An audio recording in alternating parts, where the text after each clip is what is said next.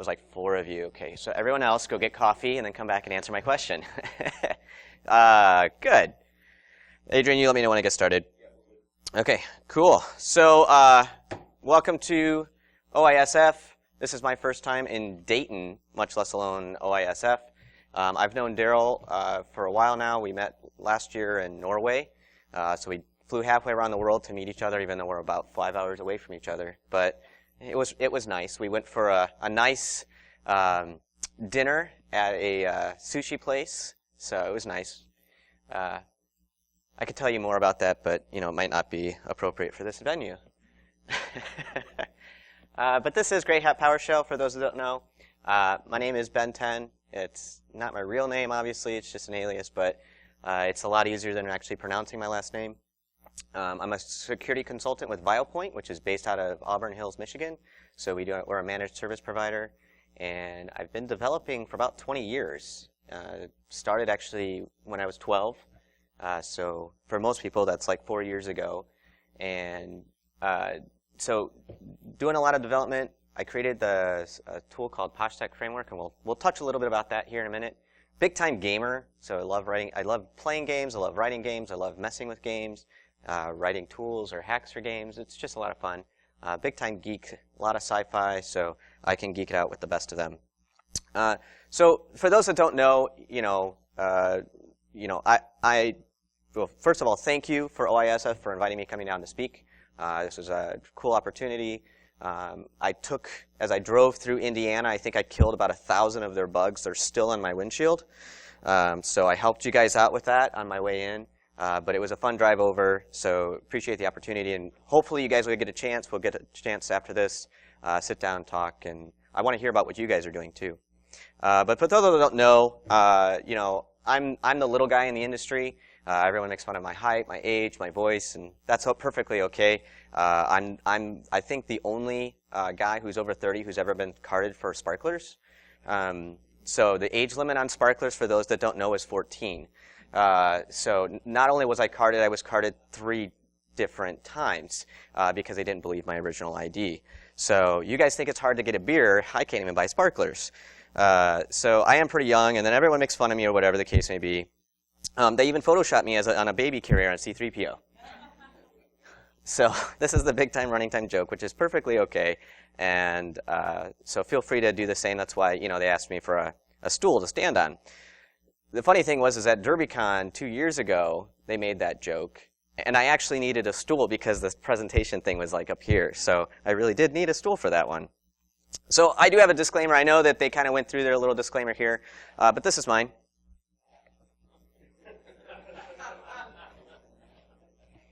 Yes, that's Lorem Ipsum. So it's out of the way. It's done. No, in all reality, I am going to show you some tools. Some of these tools can break your system, whether it's a denial of service attack, whether you blue screen, whatever the case may be. So use at your own risk. I would hope that if you're going to mess around with these tools and you have not done so before, that you're going to do it in a virtual environment where you cannot damage anything. If you choose not to do so, that's not my fault. So just make sure you understand that. Obviously, I'm going to show you both defensive and offensive tools. So keep that in mind.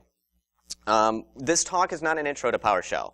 So if you've never touched PowerShell before, if you've never done any development or whatever, I'm going to be going a little fast. I'm going to try and keep it, semi-intro, but that's not what this talk is. I did give this talk last year at DerbyCon. So if you want an intro to PowerShell, Adrian recorded that and posted that. So if you want to have a walkthrough on, you've never touched PowerShell before, in 50 minutes, I walk you through never seeing it before to actually writing a tool that you can use in your environment to find out whenever any files have been modified or changed. Cool forensic utility that I teach you how to do in 50 minutes. So you can go to ben0xa.com, or if you want to type that ridiculous link for YouTube, you can. So, but if you want to actually learn PowerShell, I'd encourage you guys to take a look at that talk. It's a lot of fun. Dave Kennedy even comes up behind me in the middle of the talk and scares the crap out of me. So that's fun.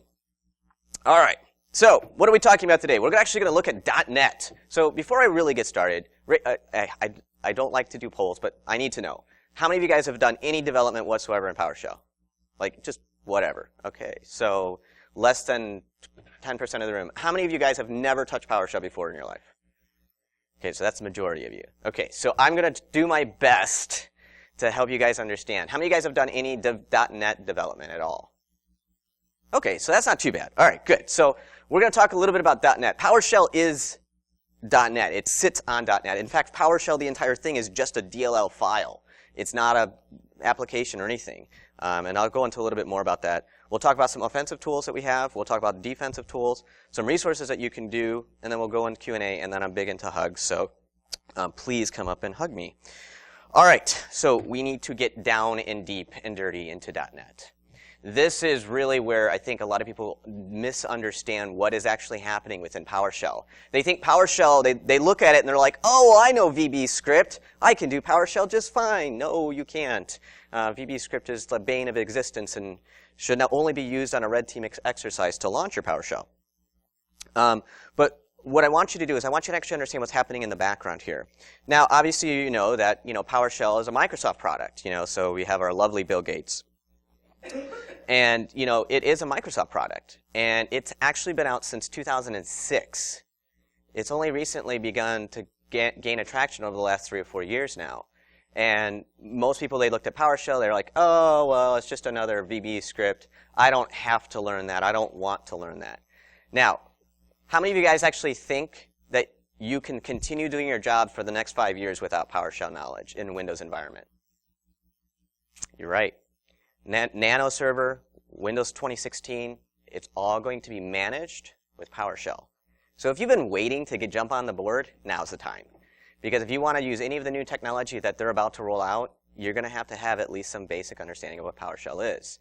So if you think you want to do a Windows admin or Windows maintenance or whatever, and you think that you can do it without PowerShell, you're gravely mistaken. So if you've been waiting, now's the time. Yeah. Feel free to interrupt. No, it's because of the, what they're trying to do is they're trying to create things a lot slimmer. So what they have are virtualized environments. They're called nano servers.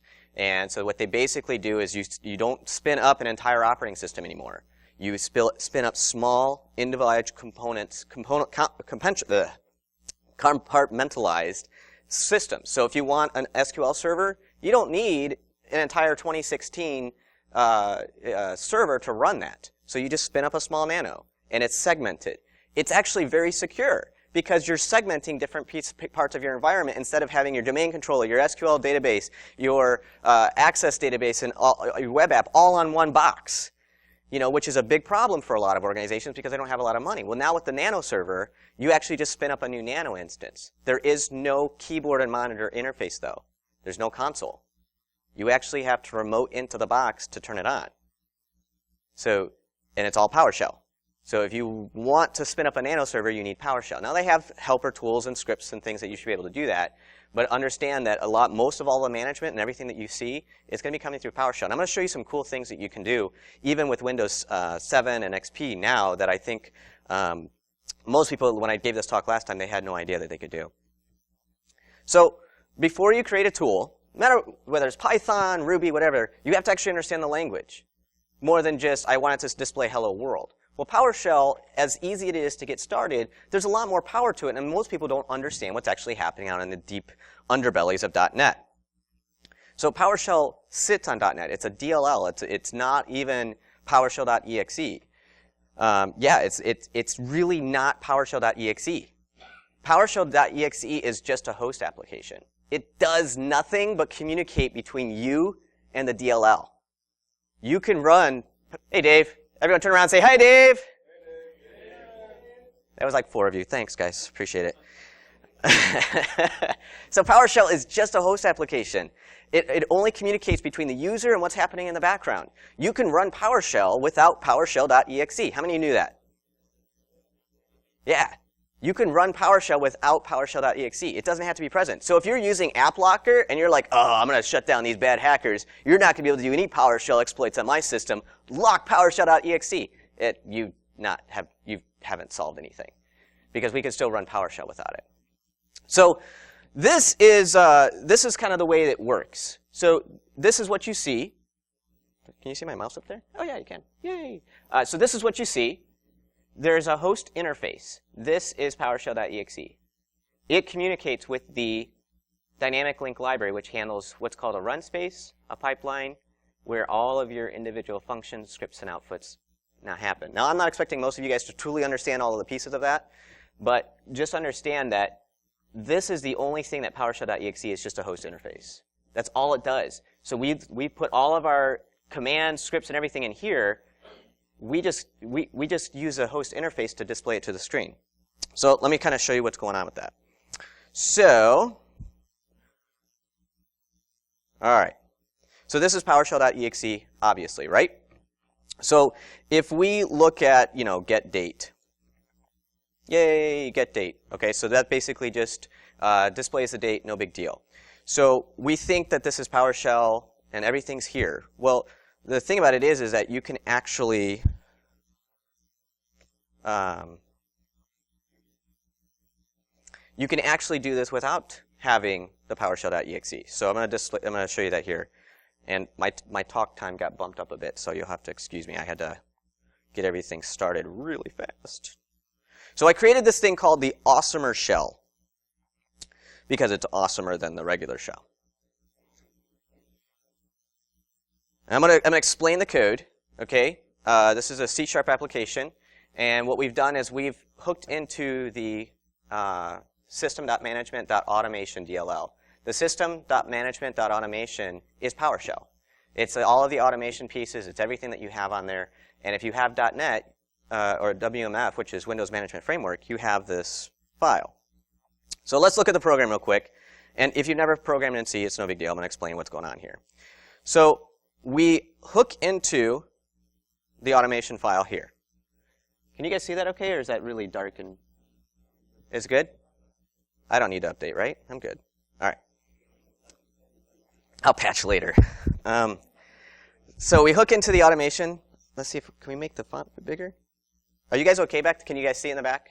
You're good? Okay, I don't have to make it bigger then. So we hook into the automation, and then what we do is we just display this. We make it look like it's an application. So I read any text from the line. I don't do any input sanitization whatsoever, so it could totally break my code. I don't know, but I don't care because you guys are only going to use my program the way it's intended to be used for. Then I create what's called a run space. Do you remember that diagram I showed you earlier? So I'm going to create this run space. And then I'm going to create a pipeline, and then I'm going to put the commands within this. Okay? So I create the run space. I open it up, and I say PowerShell.create. Now, PowerShell.create is this great little utility that will set up your pipeline, it'll set up all the commands, and it'll hook into the run space that you guys currently have. Really nice, easy function. Now, there's a longer way to do this. You can go through the process of creating an individual pipeline and setting up the environment and controls and using it in configuration. You can. You don't have to. So they wanted a quick and easy way for you guys to get this up and running. So then I add my command. Now, the command was whatever I pulled in from you guys. Then I invoke it, and then I display it to the screen. Okay? And then I say press any key to get it. It's just a quick little demonstration about how to take a command from a user and then run it through PowerShell. Now I'm going to exit out of here, and I'm going to open up the task. So I'm going to scroll down, and we're going to leave this on top because what I want you to see, put that right there, on top. Okay, thanks. What I want you to see is that at no point will you see PowerShell. And if you do, let me know, and I'll buy you a beer. Okay? All right. So here's our little awesomer shell. It pops up. It's got the APS. Okay? Anyone see PowerShell yet? No. So if I type get date, which was the same command that I did earlier, it's going to open up the run space, create pipeline, send it out to PowerShell, come back. Anyone see PowerShell load? Nope. So the point what I'm trying to get to you is that PowerShell is more than just the host application, which is PowerShell.exe. You can do monumentally more once you actually start hooking into the .NET application. So you can control the run space, you control the pipeline, you can do basically so much more than what you actually think. How many of you have heard of, yeah, go ahead. What service did start? Because I didn't notice the flash. What, huh? Whenever you executed your program, it actually, some services changed. It just scrolled up, scrolled back down. So something got added. I don't know. I don't know. Yeah, I don't know, but PowerShell itself did not launch. So, and that's the big thing here is that, because a lot of times when people try and do the thing, they'll do PowerShell, and then they'll do the command, and whatever the case may be. Well, that will actually launch PowerShell for you, because you're actually launching the binary. So, the thing about it is that you don't need the binary to do a lot of the tools. So, there are some defensive capabilities against this, but if you're just focusing on PowerShell.exe, that's irrelevant, because I could wrap the entire thing I've done in another binary that you've got, and it's going to run in the background, and you're not going to see it. Okay? So that's the power of PowerShell, the power of .NET, and some really cool exploits that go along with this, but there's also some neat defense stuff that goes along with it. All right. Any questions so far? Have I lost half of you? Good. Perfect. All right. So I had these in there just in case. So this is the code that we were talking about on how to actually create an instance of PowerShell within PowerShell. So let me show you that. We get a little inception thing going on here.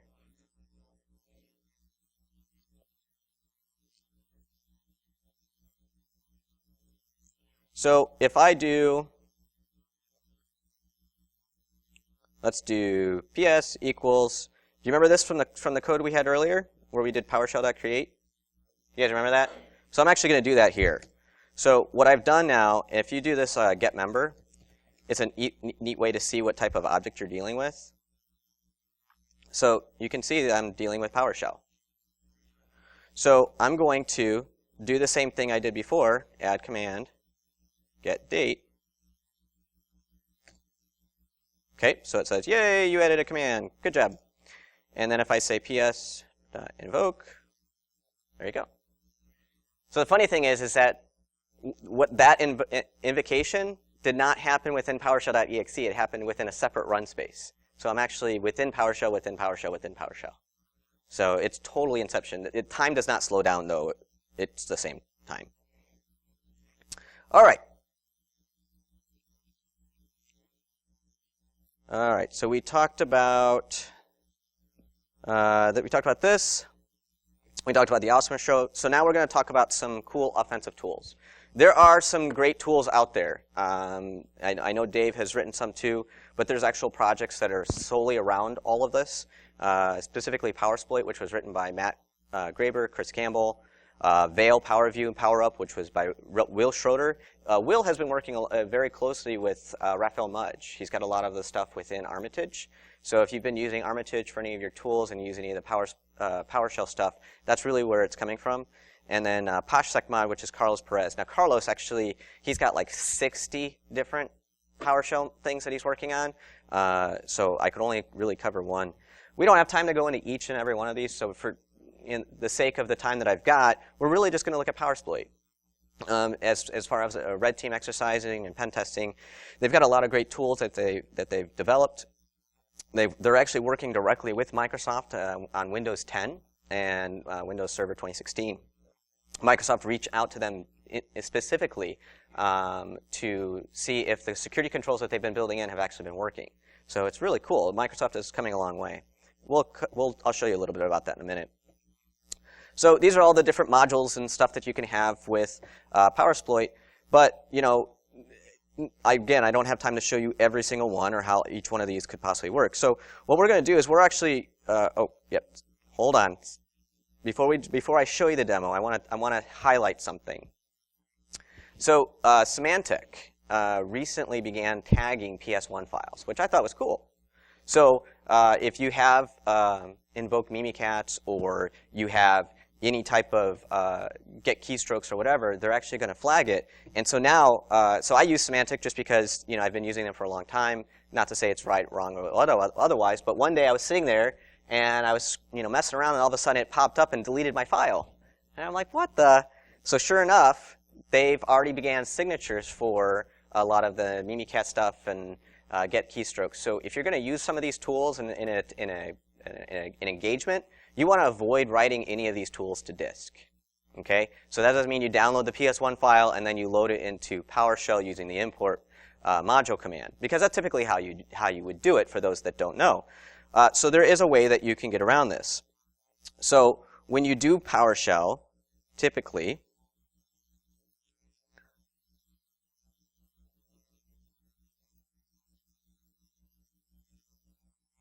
okay, so like there's PowerSploit there. So if I wanted to import PowerSploit, I would say import module PowerSploit.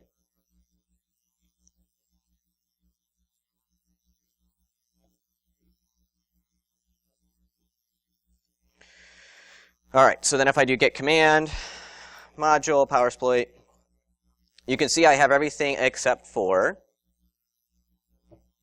invoke Mimikatz, because semantics already wiped it off of my box. So I don't have invoke Mimikatz. If I try and download the file, I've got semantic running right here. So if the moment that thing hits disk, it's going to flag it and then remove it, so I can't really do anything. There is a way to get around this. You can do invoke expression, new object, net.webclient, download string, and then you can just put the URL. Now, we already know that he's got this hosted on GitHub, so raw GitHub user content.com, manifestation, PowerSploit, PowerSploit, master exfiltration, invoke Mimikatz.ps1. And I'm expecting you guys to just remember that. Okay? All right, so now if I do get command name invoke Mimikatz, there it is. Yay! And no, I'm not running it on this box because you cannot have my passwords. So let's go ahead and take a look at it on my Windows 12 box over here. So we've gone ahead and got that already over here. Oh, name. Okay, so invoke Mimikatz. All right, so this is Windows 2012, fully patched, everything else like that. I don't even know if it's a legit license or not, but it's fully patched. So if you look here and we go up, you can see, oops, there's my password. And I did this demonstration at ShowMeCon. I didn't have time to change the password for you guys here, but there's my password, nice and clear. It's a decent password. It's not super awesome, but still, it's not password 1. So pulled up the password, no problems, whatever the case may be. So I do want to pause and talk about this specific instance when it comes to Windows 10 and going forward. So Lee Holmes is one of their top security guys when it comes to PowerShell over at Microsoft. And he reached out to Matt and Chris and even Ben, and they're like, hey, we want to make things better. And so they work specifically with them on a lot of these tools. So Windows 10, even in their preview, they worked with them very closely to prevent this from actually happening. So if we invoke Mimikatz on our Windows 10, ignore the error. But as you can see, there's no password. So Microsoft is coming a long way. They're really trying hard to ensure that, when you guys upgrade to 10 and when you come around, that they're not just thinking about what might be good security. They're working with the people who are trying to get around it and trying to make things better. Now, that's not to say that this is bulletproof and that someone's not going to find some way to break into it, but this is at least efforts on their side to really say, hey, we want to make sure that things are going right. So on the Windows 10 environment, the invoke Mimikatz is no longer working. So I do want to show you one other tool from the PowerSploit thing that's really cool, is the get keystrokes. Let's see. Oh, that's right. They wiped that, semantic wiped it out on this one too. All right, hold on a second. Let's do it on this one.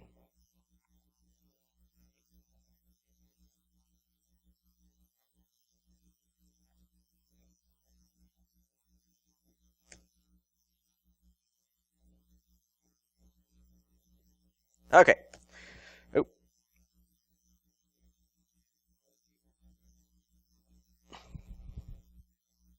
Okay.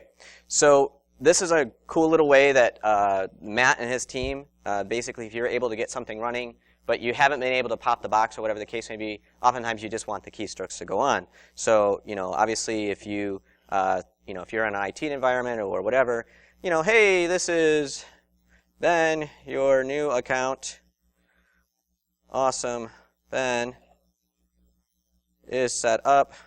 The password, according to company password complexity rules, is this password is really long and super secure. 1111. Yes. November 2015. There. Okay? So if we look at this log now, though, you can see everything that was typed. You can see the backspace. You can see any type of space, shift, tab, whatever the case may be. Now, the only issue that Matt did identify with this is because of the way he's hooking into the reflection DLL, it's actually causing it to be in there twice. So he's already aware of this issue. I talked with him about it. I'm like, yeah, I'm going to do a demo on this, and it shows everything twice. He's like, yeah, I'm working on it. So, but it is there, so as long as you know that going into it. So, how do you detect this? Anyone know? Anyone have any idea? If I'm on your box, how do you detect it? Okay, so Windows 10 is actually doing a decent job. They've actually created a special event viewer just for PowerShell. So if we come down here to Applications and Service Logs,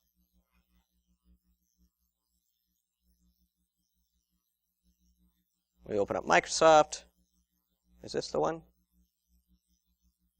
No. Windows. And we go down to PowerShell, and we look at operational. So we look at, let's see. There is a 4104 event.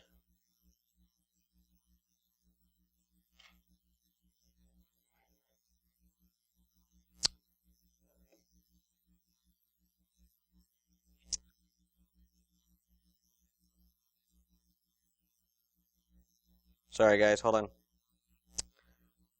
Oh, so there is a 4104 event that will actually show up in the event log, and that will show you all the commands that they just did. Now, I just did a whole bunch of stuff, so maybe it's hidden in here. And that is one of the issues that we actually highlighted with Microsoft saying, we can flood the log, and it makes it very difficult to find what you guys are trying to check. But basically, what they're trying to do is that anytime that you hook into the reflection, anytime you hook into anything within Microsoft, it's actually going to put an event. So what you do is you send all these event logs off the box, and then you correlate it, and then you create a detection signature for whenever you see them, something like that. So if Daryl in accounting, who doesn't know anything about technology whatsoever, if he all of a sudden his box starts launching PowerShell stuff, that might be an indication that that box is compromised. Or it could be some utility, because a lot of software is using it, but unless you know what's going on, you're not going to be able to detect it. And the reason, I did this on my Windows 2012 box, so that would be part of the reason why you didn't see anything. It's in Windows 10. So let me see if I can show you real quick. That's okay. We'll continue on. All right. So let's talk defense. So I'm big deep blue guy. I like blue. I started in blue. I like keeping things safe. I enjoy doing some red team stuff. Recently moved over to the testing team at my current company. So it's a lot of fun. It's really neat to break the box, but I really like protecting people too. I like being able to go in and saying, "Ha, I stopped you. You can't get in." And that doesn't always work, but at least I'm able to detect what's going on. So there are some projects out there. One is PoshSec, which is myself and Matt Johnson. We've been working on that for a few years now. There's also Kanza, which is created by Dave Hull, which is some of the newer projects that are coming out. And then there's a incident response and forensics tool called InvokeIR and Power Forensics by Jared Atkinson. And they are doing fantastic work. And we're kind of all working together, like we have our individual projects, but we really want to work together because we want to make sure that if you utilize any of these tools, that it's seamless between one to the other. So we're trying to have command confliction and stuff to that effect, so that way we can provide all of this for you. And one of the things, our goals, is to put this into the PowerShell gallery, which is basically, you say, it's like a repository for the Linux people, where you can just say, get PoshSec, or get Kanza, or whatever, and it's going to pull it down. It's going to be signed by Microsoft, secure, so that way you're not just getting some free and open source tool, you're actually getting something that Microsoft has agreed should be a part of the systems. So we're working really hard to make this more available to you guys so that you can just deploy some of these tools. So again, I don't have a lot of time, so I want to make sure that we get some, at least look at what PoshSec is doing, so we can kind of further go into everything that's there. Okay, so we talked earlier, and we said that, you know, awesomer.exe was just the host application. So, you know, I realized this early on, and so I created this tool called the PoshSec framework. Now, PoshSec is just a series of tools and commandlets that is meant to create a baseline of your system, right? So how many of you guys are into baselining at all of your critical assets? 2? How many have no idea what I'm talking about? Okay, so baselining of your systems is basically saying, I want to know what this system looks like at this point in time. It could be completely owned, right? It could be completely popped, whatever the case may be, but at least I have a baseline of what it is. So I know that I have, you know, 200 applications installed. These are the common ports that are being used. This is the current file structure, whatever the case may be. Then you monitor that baseline over a continuing period, whether that's weekly, monthly, daily. Any deviations, additions, deletions, should cause an alert. Adding a new run, like for example, your startup applications in your run registries, right? How many on your critical assets? I understand some of you guys might have 40, 60,000 assets, right? On your critical assets, how many know for sure everything that's in the run keys of the registries? How many of you guys have anything right now monitoring those? Those are your persistence modules, things that are going to start up. Typical malware and things that want to have the persistence, they're going to use that. There's other places they can hide it too, but let's just focus just on the registry key. Anyone doing anything with that whatsoever? Yeah, and how many think that's a problem? Okay, good. I'm glad that you're with me.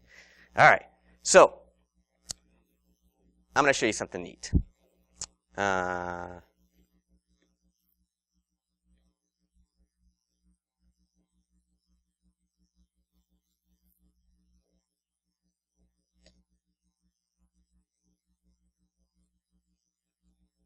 How many of you guys know what I just did? Anyone? Who said it? I'm in the registry.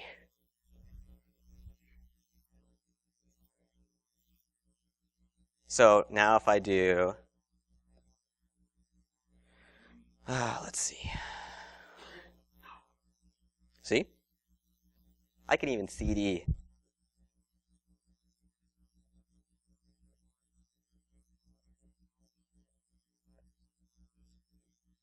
Obviously, I don't have anything in my.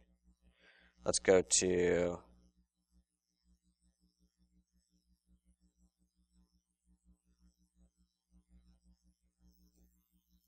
Oh, it's wow.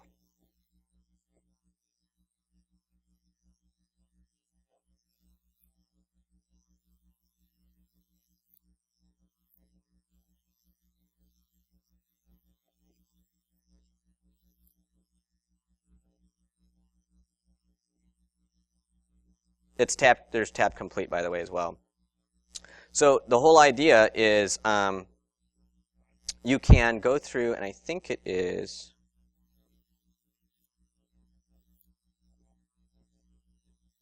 Get 1 second.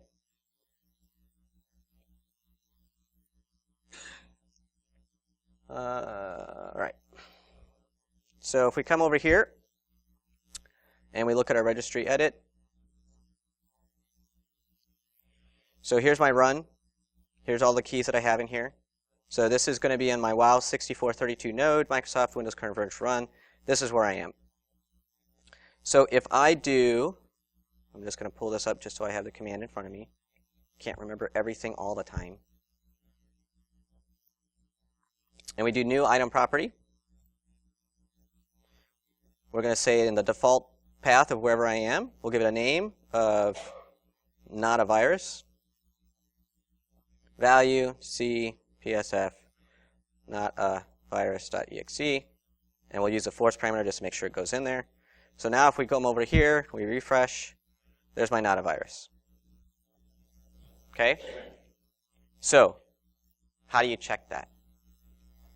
So let me go ahead and remove this, and I'm going to show you this neat little tool. It's called the PoshSec framework.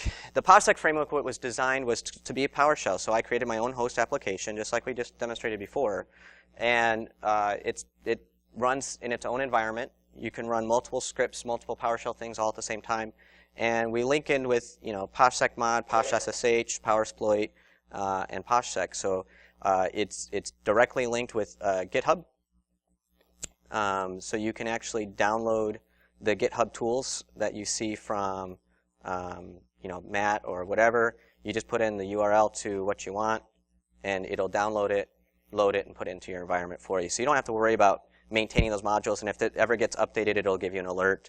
So you can go out and say, update. So it'll check for updates for you. So it's the whole idea was that it's meant to be easy, especially for those who haven't used PowerShell. Yeah.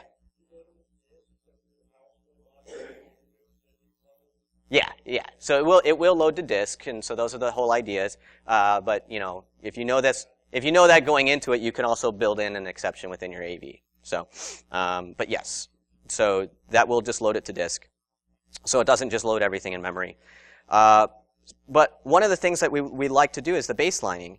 And so what we have here is we have this thing called startup programs. So I have this little script, and it runs, and I say, okay, so show me all of my startup programs. So I'm going to choose my computer.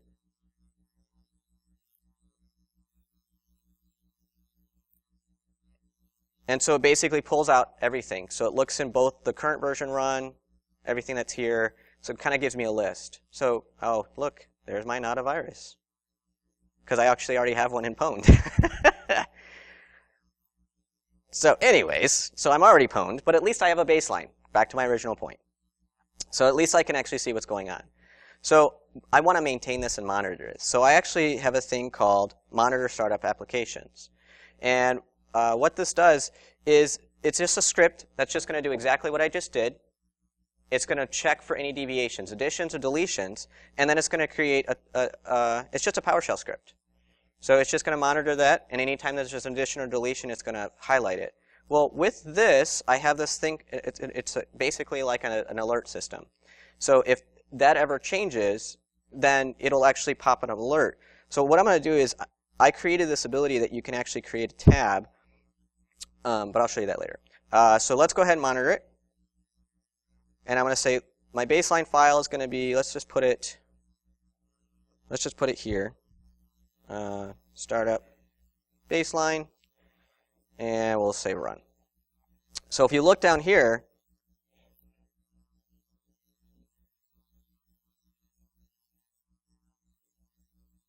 oh, it created the baseline. So monitor startup applications, baseline file.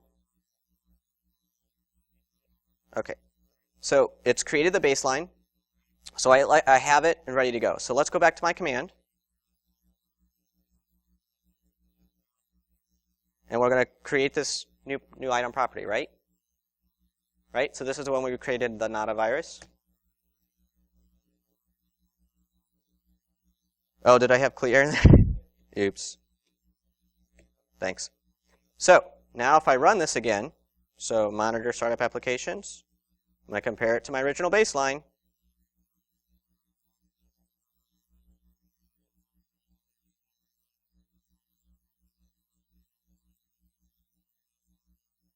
Boom. Program added. You see that? And there you go. All PowerShell. So not only are you now monitoring a baseline, but you now have a way to actually alert on those things. So you can set this up on a scheduled task and have it monitor on your critical assets. I'm not expecting people to do this on all 40,000 of their assets. That's impractical. It's just not going to happen. If you're doing defense with the intent of never getting breached, you're not doing defense right. Part of me actually likes the idea of setting up a box that is completely open with a valid admin password that's only on that box. That way, you set up an alert that in the event that you see any login or anything from that box, you know that somebody's using your system that you shouldn't be. Now, I'm not saying you just don't employ security, but don't expect that somebody's not going to get in. If they're persistent and they're really good, and you have users who like money and are willing to be bought off, they're probably going to get in. So defense is not about keeping them out. It's just about knowing when they're there. And that's the main point. And so that's what PoshSec is trying to do. PoshSec was actually created by a guy by the name of Will Steele. And he had this passion about defense and security, and he really wanted people to be excited about what was going on when it came to a lot of the security pieces. And the unfortunate reality is that Will died about 2 years ago before he could see it come to fruition. And so his wife, was working with Matt, and Matt took up the project. And he's like, no, we're going to make this. We're going to do this because we care about what Will wanted to do. Will was tired of seeing people get popped just because they didn't have a simple baseline, that they had no idea what was going on. And so I joined Matt's team, created the interface just to make it easier for those who didn't want to use the actual PowerShell command line. And we were able to hand version 1.0 to his wife. And it was a big moment. It was Will's last thing, is to say, I want to give something to people that's free to help them out. So that's why I'm on this project. And I know that for a lot of my talks, I've really been talking about it, but I don't think people understand just how powerful just baselining can be. It's not a tripwire. It's not a semantic thing. It's not a blinky box, right? And there's some fantastic tools, fantastic things out there that are really going to help secure your environment. But not all of them are going to be if it's not configured correctly and you don't have the box at the right point on the right span on the right VLAN, it's still not going to work effectively. So if you just begin baselining, especially on your Windows boxes and your Windows system, you begin baselining and just watch for the deviations on that, you actually get to learn a lot more about it. And that's what we want to do. And that's what we're trying to push. So if you look at PoshSec, is it really going to stop an intruder from breaking in? Absolutely not. They're still going to get in. They're still going to have fun. But hopefully you've got this set up to where you can actually begin to see, is there any new processes running? Is it connecting to some weird port? Is there any persistence set up? Because for persistence, it has to be somewhere. And there's many different places, win.ini and whatever the case may be. So you can do way more, but at least on this piece right here, if you look at a lot of the malware, this is where the persistence is going. So at least at this point, begin to monitor your systems and know what's going on so that you can actually begin to have an idea of better being able to defend yourself.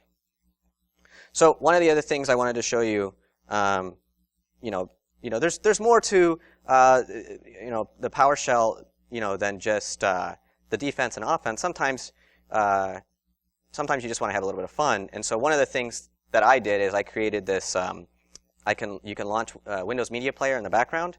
And so I loaded a fart MP3 on the shared drive, and then I would send it to my guys, and I would have it play the fart sound randomly on their computers.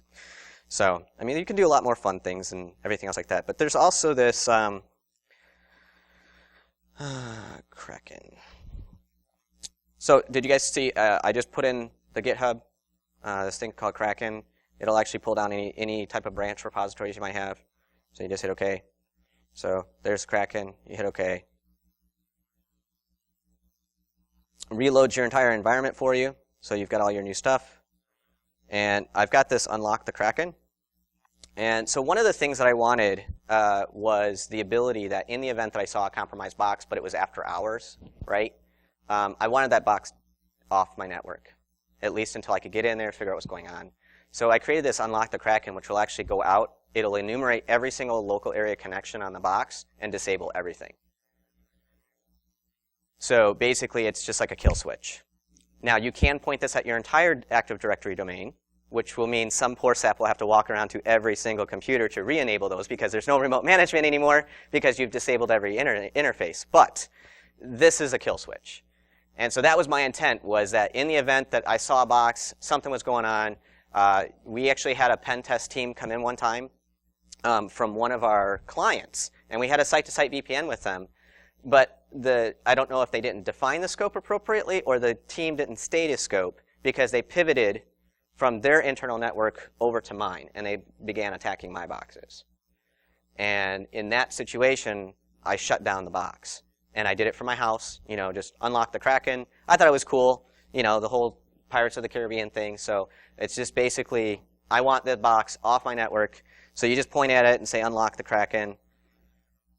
And it's cool when you go into a post-mortem meeting and you're like, yeah, we released the Kraken. It was good. So that was the whole idea, is that, it'll just enumerate, shut down everything. If I do it now, it'll actually kill all of my connections. So you guys can play around with that on your own, hopefully in a test environment. Again, the disclaimer, lorem ipsum, right? All right, so, yes, thank you for asking questions, by the way. I'm sorry? Yes, this is what Wall Street is using. They're big PoshSec fans, let me tell you that. So let me see if this popped up here, because I want to show you this defense tool that Microsoft is working on. So Lee Holmes not only reached out to Matt Graber and Chris Campbell, who created PowerSploit, they actually reached out to myself and to Matt Johnson, just because of our work on PoshSec and trying to do everything that they've got going on. And they said, hey, we've got this, and these are the 4104s, by the way. So here, I want to show you this. This is what I was trying to show you earlier. You guys can see that it basically, anytime that you do one of the commands, it's actually going to pop it up in there. So what you do, hopefully you take your logs and send them off of the box so that I can't flood them or I can't erase them, right? So if you guys are doing event log monitoring, you shouldn't just be pulling from the box. They should be sent to a centralized location. So first and foremost.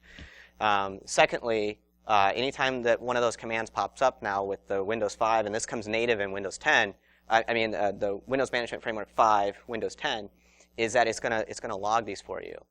And so, they reached out to us and they said, hey, we've got this cool new logging device, see if you guys can get around it. I got around it. So I have a full bypass for this, which is going to be patched here shortly. Once that's patched, then I'll release the paper on it. There is a full bypass for this right now, but they're being intentional. Before they release this, they're reaching out to the security people. And I know that a lot of people are like, Microsoft is horrible. They've actually come a long way. And I think that they're getting a lot of things right.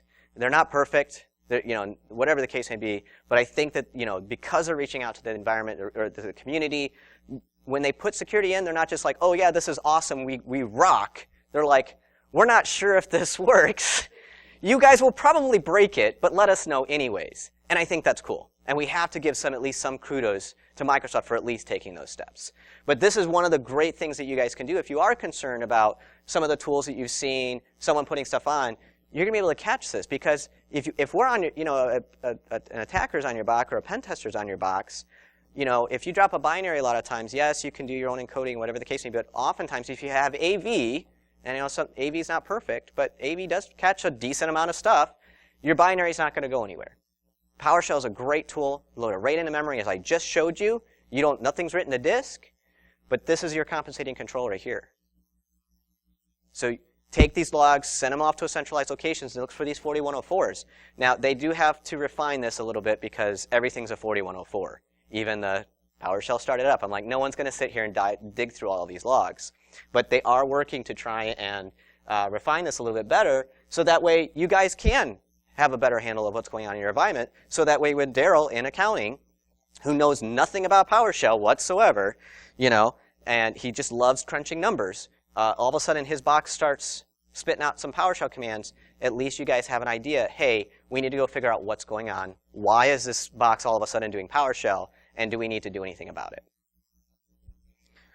All right, so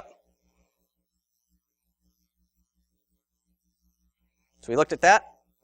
So these are some resources. This is where you can go and grab PowerSploit. It's on Manifestations log on GitHub. Everything I've shown you today is free. PoshSec framework, free, open source. I give you the entire source code to the GUI. So if you ever want to create your own host application or whatever, just go and take from it. Just do attribution. Veil PowerView Power Up. It's again on GitHub. PoshSec mod, which was from Carlos. Carlos has done a lot of work on the PoshSec mod. And I wanted to show you guys some of his stuff today, but he said he was doing some changes to it, so I did not get a chance to do that. PoshSec is on github.com/PoshSec. Kanza is at Dave Hull. And then the invoke IR. I would have loved to have shown you some of the neat and cool things that everyone's working on, but we don't have enough time. So questions? Yes? With so much of the Windows underpinning depending on PowerShell, Mm-hmm.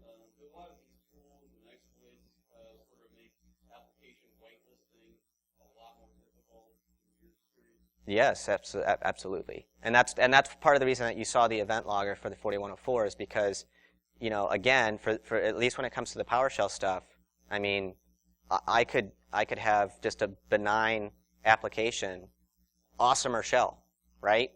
No one has a signature for awesomer shell, right? So, but yet I could still put PowerShell in there. Now I can do all the nasty stuff with PowerShell, and you have no idea that I've done it. And it's a binary, it's .NET, so that means it doesn't need to install, which means your user at local level can run it, right? So unless you really have no processes whatsoever, unless these 5 listed, which I doubt any of you are doing, because the business has to operate and run, right? So I doubt any of you are doing, there's only these applications and nothing else can start up, nothing whatsoever. Unless you're at that point, you're going to have to go to the event logs, to really check and to identify and see what these are going on. Windows Management Framework 5. So if you guys go and patch that, you'll get the logging before you go to Windows 10.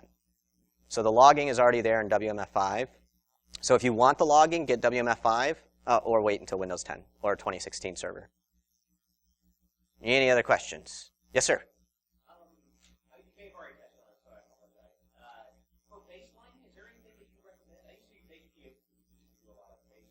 Mm-hmm.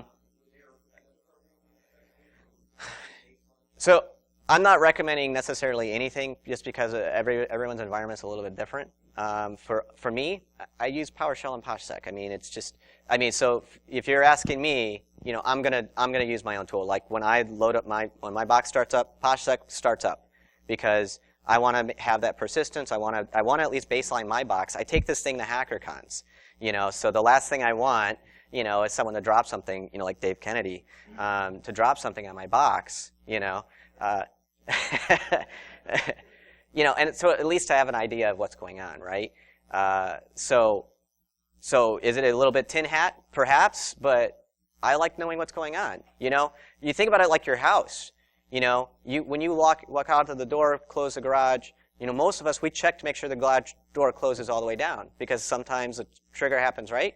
So we want to make sure that happens. We come back and the garage door is open. You're like, that wasn't right. Well, at least we knew that the garage door was closed. If we just drive away without knowing, we had no idea whether the garage door closed or opened, right? You created a baseline driving away. I know the garage door is closed. I know I locked everything. I have everything set. The alarm is set. But if you don't create that, if you're not in the habit of actually saying, we're secure, this is where we should be, then how will you know when something changes? And again, I know a lot of you have 40, 60, 120,000 assets, whatever the case may be. And some of you don't. Some of you may have only 1,200 assets. You focus on your critical stuff first. You don't need the high noise to signal ratio because you don't have enough time to do it in the beginning. But go for your servers. Get your 400 servers. Baseline the crap out of those things. Whenever those things change, you guys should have an incident response plan to say, let's look at this, let's see what's going on, figure out what's going on, figuring out why that changed. Why is there a new startup application? We actually found Citrix hiding a binary in one of their connection programs that set it to start up at the beginning that was doing a local loopback connection and listening for incoming connections for remote management. Citrix. I thought I was owned, right? Because it was outside of my baseline. All of a sudden, this thing's listening on a random port, and now it's in the run registry. But we found this out. It was some stupid little option there for like this remote connection or whatever. So we disabled it. We wouldn't have known that if we didn't do the baselining. Any other questions? All right, guys. Thanks to you very much. I really appreciate it.